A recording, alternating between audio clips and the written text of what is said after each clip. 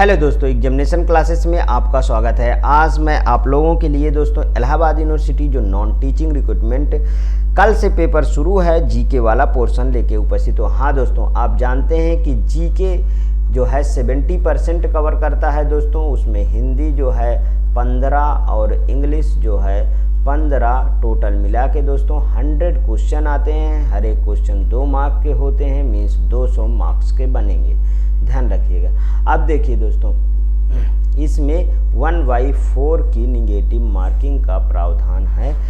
ये बात को आपको ध्यान रखना है एग्जाम हॉल में। चलिए आइए पहला क्वेश्चन पे वार करते हैं दोस्तों। 16 महाजनपदों में से किसकी राजधानी तक्षशिला थी? कौशल, कुरु, वज्जी, गांधार। तो देखिए दोस्तों, इसका ऑप्शन दोस्तों डी ऑप्शन बिल्कुल सही है, गांधार। बौद्ध ग्रंथ अगुंतर निकाय समझते हैं ना दोस्तों, लिख लीजिए यहाँ पे, लिखते रहिए, जरूर लिखते रहिए, क्योंकि जितना लिखेंगे दोस्तों उतना याद होता है। अगुंतर निकाय याद कर लीजिए इसको दोस्तों, बिल्कुल से अगुंतर निकाय एवं जैन ग्रंथ भगवती सूत्र में 16 महाजनपदों का उल्लेख है। जैन ग्रंथ को भी लिख लीजिए, भगवती सूत्र,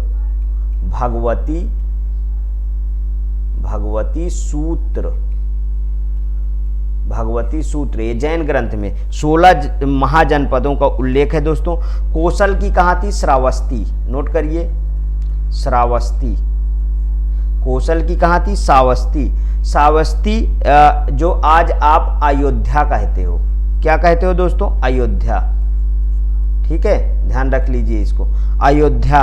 और कुरु को क्या कहते हैं दोस्तों? इंद्रप्रस्थ मीन्स दिल्ली, इंद्रप्रस्थ, ठीक है, इंद्रप्रस्थ ये कहाँ पे है दोस्तों? दिल्ली में, ध्यान रखिएगा। वज्जी, विदेह एवं मिथिला। वज्जी क्या है? विदेह,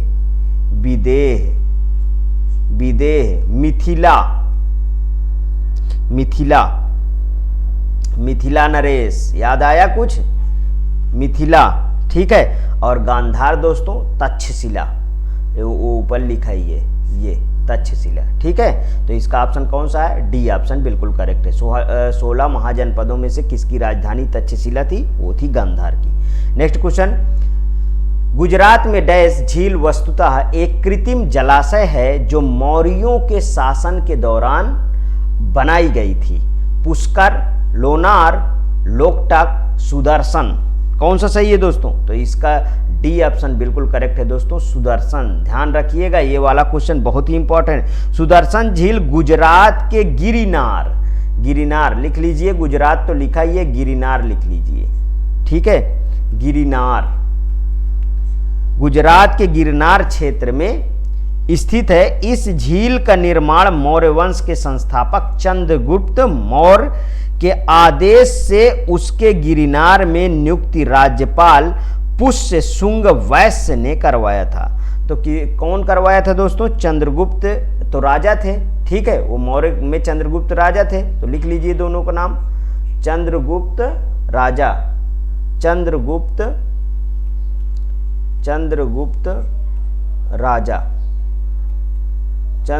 राजा थे, ठीक है। और जो है इनके राज्यपाल कौन थे?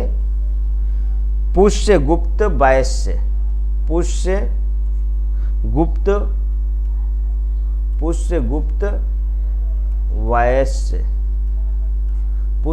वैश्य थे, इन्होंने ही करवाया था, ठीक। नेक्स्ट क्वेश्चन, टीपू सुल्तान के शासनकाल में उनके राज्य मैसूर की राजधानी क्या थी? मैसूर की राजधानी क्या थी? बैंगलोर थी, मदुरै थे, बीदर था कि श्रीरंगपट्टनम था? टीपू सुल्तान वाली बात हो रही है दोस्तों, ध्यान रखिएगा। तो श्रीरंगपट्टनम, ठीक है, टीपू सुल्तान की राजधानी श्रीरंगपट्टनम। टीपू सुल्तान की राजधानी श्रीरंगपट्टनम थी, जहां पर 1799 में उसे अंग्रेजों के चतुर्थ आंग्ल मैसूर युद्ध में श्रीरंगपट्टनम की रक्षा करते हुए मारा गया था, ठीक है। टीपू सुल्तान का जन्म कब हुआ था दोस्तों? टीपू सुल्तान का जन्म जो है 1750 को वर्तमान कर्नाटक में स्थित बेंगलुरु के निकट कोलार जिले के देवनहल्ली में हुआ था। नेक्स्ट क्वेश्चन, भारत के पश्चिमी बिंदु का नाम बताइए। अमरेली है, दामोद है, नहीं सॉरी दाहोद है कि भरूच है कि गौर माता है? भारत के पश्चिमी बिंदु का नाम पूछ रहा है, तो भारत के पश्चिमी बिंदु का नाम बताइए। तो इसको है गौर माता, इसका नाम है दोस्तों भारत के। अच्छा, भारत के सबसे उत्तरी बिंदु का नाम फिर क्या है? तो लिख लीजिए यहाँ पे, उत्तरी है दोस्तों इंदिरा कॉल। उत्तरी इंदिरा कॉल, इंदिरा कॉल, अब याद आया होगा इंदिरा कॉल, ठीक। और तथा दक्षिणी बिंदु का मुख्य भूमि से दूर बृहद निकोबार द्वीप समूह में स्थित इंदिरा पॉइंट। दक्षिणी का लिख लीजिए, दक्षिणी का Indira point, Indira point, Indira point. उसे पहले पिग्मेलियन पॉइंट भी कहा जाता था, ध्यान रखिएगा। जबकि मुख्य भूमि में दक्षिणातम बिंदु केप कैमोरिन कन्याकुमारी तमिलनाडु है। और जो इंदिरा कॉल है दोस्तों वो समुद्र में है, एक टापू है, उसी का नाम इंदिरा कॉल है, ध्यान रखिएगा। भारत का पश्चिमी बिंदु गुजरात राज्य में स्थित गौर माता है, वो आपको बता ही चुका हूं। इसी को ही दोस्तों कहीं कहीं गुहर माता आता है। क्या आता है? गुहर माता, गुहर माता क्या आता है दोस्तों? गुहर माता है। तथा पूर्वी बिंदु अरुणाचल प्रदेश में स्थित किबीथू है। पूर्वी इधर लिख लीजिए कहीं पे, पूर्वी किबीथू है। पूर्वी का नाम क्या है? किबीथू। ये सब बिल्कुल से रट डालिए दोस्तों, कल तो एग्जाम है, ठीक है। किबीथू है, ठीक है, किबीथू है, सारा कुछ पता चल गया। चलिए नेक्स्ट क्वेश्चन पे चलते हैं। किस नदी के बेसिन को भारत के उत्तरी 10 राज्यों द्वारा बांटा गया है? सिंधु, ब्रह्मपुत्र, गंगा, दामोदर। बताइए कौन सा सही है? तो वो है दोस्तों गंगा, ध्यान रखिएगा, गंगा को ही बांटा गया है। भारत के सबसे महत्वपूर्ण नदी है, सबसे पवित्र नदी है, जो भारत और बांग्लादेश को मिलाकर कितनी दूरी है? 25 आप याद कर लीजिए, 25 किलोमीटर, मीन्स कि 2525 ना, 2525 किलोमीटर इसकी दूरी है। तथा इस नदी के बेसिन को भारत के 10 राज्यों द्वारा बांटा गया। यह कौन कौन? यह उत्तराखंड में गंगोत्री हिमालय से उद्गमित होकर बंगाल की खाड़ी तक का सफर तय करती है। गंगा के बाएं तट की मुख्य सहायक नदियों में रामगंगा, गोमती, घाघरा, गंडक, बूढ़ी गंडक, कोसी, महानंदा तथा वागमती हैं। इनके दाहिनी तरफ से मिलने वाली यमुना, सोन, दामोदर, पुनपुन आदि शामिल होती हैं दोस्तों। नेक्स्ट क्वेश्चन पे चलते हैं। भारत के कौन से राज्य में अधिकतम संख्या में आर्किड होते हैं? असम, अरुणाचल प्रदेश, मेघालय, सिक्किम। कौन सा सही है दोस्तों? सिक्किम, सिक्किम। आर्किड वनस्पति है क्या? आर्किड वनस्पति जगत का एक सुंदर पुष्प है दोस्तों। क्या है? एक सुंदर जो है वो है पुष्प, ठीक है, पुष्प है। भारतीय वनस्पति सर्वेक्षण द्वारा की गई आर्किड की प्रथम व्यापक जनगणना 2019 के अनुसार भारत के आर्टिक प्रजाति की कुल संख्या 1256 पाई गई है। कितना है? 1256, ठीक है, 1256 पाई गई है। आर्किड प्रजातियों की सबसे अधिक संख्या अरुणाचल प्रदेश में मिली है दोस्तों, जो 612 है। सिक्किम में 560 है तथा पश्चिम बंगाल के दार्जिलिंग हिमालय में 479 पाई गई। हालांकि भारत में अधिकतम संख्या में आर्किड का उत्पादन सिक्किम राज्य में होता है। Next question. भारतीय संविधान के किस भाग में केंद्र राज्य संबंधों का उल्लेख किया गया है? भाग 4 अनुच्छेद 227 से 234, भाग 11 अनुच्छेद 245 से 255, भाग 10 अनुच्छेद 234 से 240, भाग 12 अनुच्छेद 265 से 277। तो तो कौन सा सही है दोस्तों, बताइए। इसका बी ऑप्शन बिल्कुल सही है दोस्तों। मैंने कल इसका डिस्क्रिप्शन दे रखा है, आप प्रीवियस वीडियो को जाके देख लीजिए। भारत की संविधान का भाग जो है 11 है, जो 245 से 255 केंद्र राज्य के बीच विधायी संबंध का उल्लेख तथा संविधान का भाग 11 में दोस्तों 256 से 263 केंद्र राज्य के मध्य प्रशासनिक संबंधों का वर्णन करता है। नेक्स्ट क्वेश्चन, भारत सरकार का कौन सा अधिकारी सदस्य न होते हुए भी भारतीय संसद की कार्यवाही में भाग लेने का अधिकार रखता है? उपराष्ट्रपति, भारत का अटॉर्नी जनरल, नियंत्रक एवं महालेखा परीक्षक, चुनाव आयुक्त। बताइए कौन सा सही है? तो 53 का दोस्तों बी ऑप्शन बिल्कुल सही है, भारत का अटॉर्नी जनरल। अटॉर्नी जनरल होता कौन है ये भी तो पता होना चाहिए। देखिए भारतीय संविधान के अनुच्छेद 76 आपको याद होना चाहिए। कितना याद होना चाहिए दोस्तों? अनुच्छेद 76 में भारत के महान्यायवादी अटॉर्नी जनरल, इसी को कहते हैं महान्यायवादी, ठीक है। उसको इंग्लिश में बोलते हैं अटॉर्नी जनरल के पद की व्यवस्था। इसकी नियुक्ति स्वयं राष्ट्रपति करते हैं। कौन करते हैं दोस्तों? राष्ट्रपति। इसकी नियुक्ति कौन करते हैं? अटॉर्नी जनरल की राष्ट्रपति द्वारा होती है, ठीक। नेक्स्ट क्वेश्चन, भारत में कर्मचारियों हेतु महंगाई भत्ता तय करने का आधार है? राष्ट्रीय आय है, उपभोक्ता मूल्य सूचकांक है, रहन सहन का स्तर है, मुद्रास्फीति का दर है। बताइए कौन सा क्वेश्चन सही है इसमें? तो दोस्तों उपभोक्ता मूल्य सूचकांक।